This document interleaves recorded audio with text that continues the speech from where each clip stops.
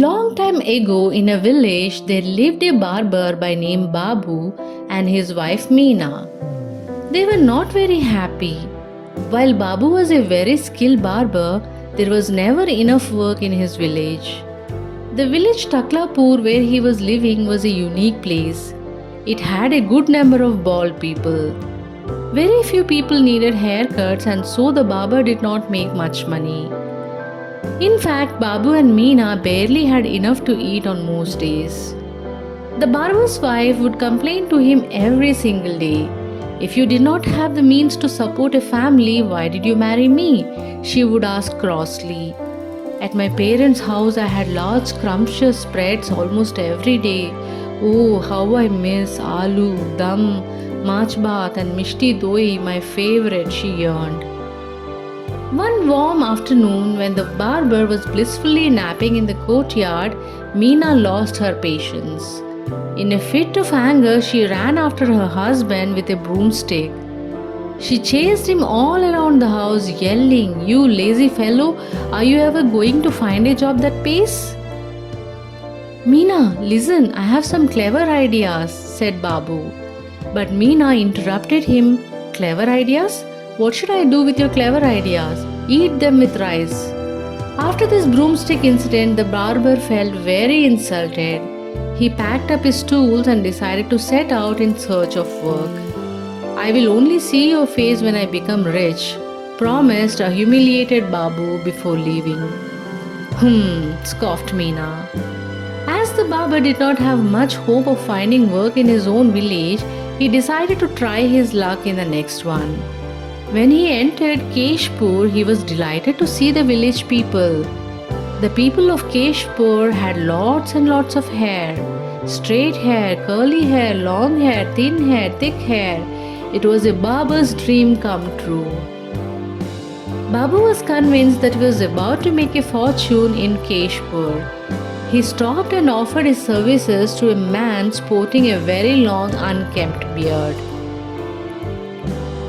The man laughed out loud and said, "My dear fellow, in Keshpur we believe that hair is a divine gift. Surely we won't go around cutting our divine gifts, would we now?" And so a disappointed Babu decided to go to the next village instead. Swayampur was only an hour away. It was a quaint village with brightly colored houses. Babu spotted a wise-looking lady tending to her garden. "Namaste, my name is Babu and I am very talented." Yes, we all are," she replied absent-mindedly. No, I meant I am a skilled barber and I am here to offer my hair cutting services," added Babu hopefully. "Oh, but in Swayampur we all are skilled barbers. In fact, we are skilled at everything. We are all barbers, gardeners, builders, tailors, swimmers," explained the lady. "Out here it is our custom to do all our work ourselves. See, I have grown these flowers all on my own," she said proudly. "Right," remarked Babu and turned around to leave Swayampur. He went to a few more villages but had no luck whatsoever. At nightfall, Babu reached the outskirts of a forest. He was tired, hungry, and dispirited. He lay down to rest under a tamarind tree. Soon he fell asleep and started to mumble. Trim, hair, bald, money, beard. These words caught the attention of a young ghost who lived on this tree. He peered at Babu from the branches and smacked his lips. "Just what I need, a midnight snack," thought the young ghost. The ghost climbed down and came close to the sleeping man. He looked at his chunky ankles. "He will do nicely, very nicely indeed," said the young ghost with glee. So the young ghost made a dramatic entry in his ghostly style with outspread arms and a gaping mouth. He jumped in front of the sleeping barber and bellowed, "Your time is up. I am going to eat you. Nobody can save you now." Babu woke up with a fright and jumped out of his skin. He saw a truly horrifying sight in front of him. a pale towing ghost with lanky limbs and long slender fingers. As the young ghost took a step closer, Babu started shaking from head to toe and his hair stood on end. Now, where should I start? Chubby arms, bony fingers, or crunchy toes? The young ghost wondered loudly. The young ghost looked even scarier up close. He had yellow eyes with a deathly stare and his teeth looked sharp and pointy. Please don't, cried Babu, but no words came out. A chill ran down his spine, but the barber had to think fast if he wanted to survive this terrible fate. At first, his mind went blank, but then Babu had an idea. He mustered up all his courage and said in a steady voice, "Oh, silly spirit, try if you must, but you won't succeed as I am no ordinary barber. Do you know what's in my bag?" The ghost looked confused as Babu continued.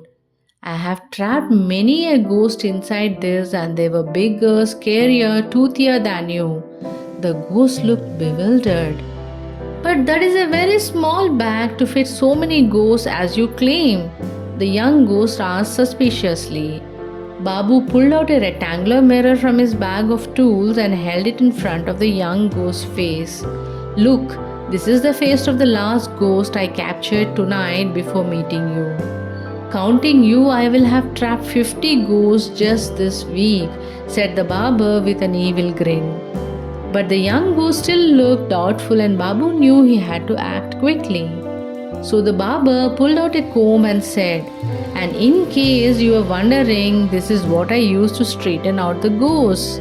And then he took out his largest pair of scissors and added, "And this I trimmed the ghosts so that they fit neatly inside my ghost catcher." The barber made an ominous snipping sound with his scissors. Snip, snip. Now, where should I start? Lanky legs, uneven fingers, or pointing ears?" the barber asked loudly. The young ghost was convinced and believed every word the barber had spoken. Now he was scared and willing to do anything to avoid being straightened, trimmed, and bagged. "Oh, Sir Barber, I am but a young ghost just learning to hunt. I will give you whatever you want. Please don't trap me," he begged. "No, I would rather meet my ghost quota for the week," replied Babu firmly. The young ghost was now even more terrified. He had to somehow plead his case. "Sir Barber, I am a ghost of many talents and I haunt just the right places, including the Queen's palace. I can be very useful to you. But you ghosts are a deceitful lot. Why should I trust you?"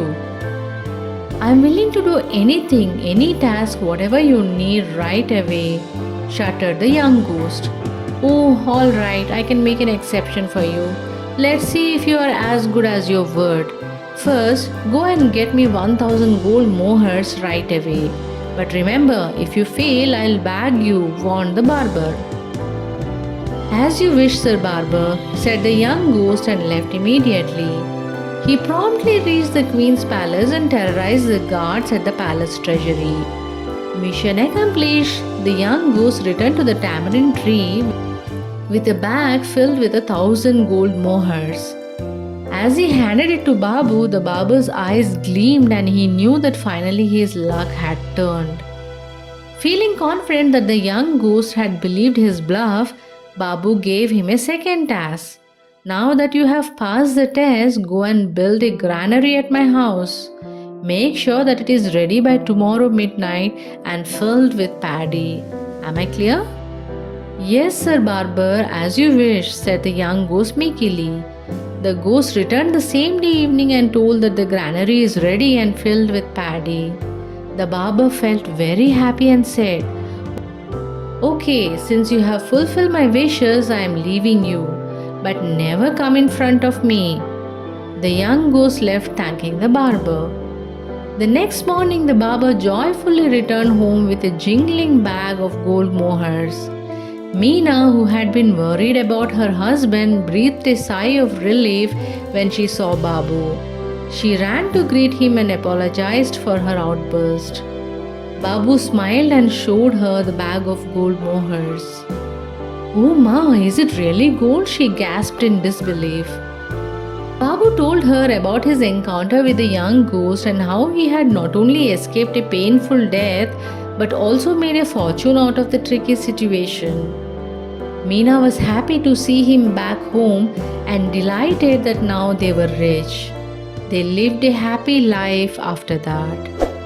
Thank you, and if you have liked this story, please share and subscribe.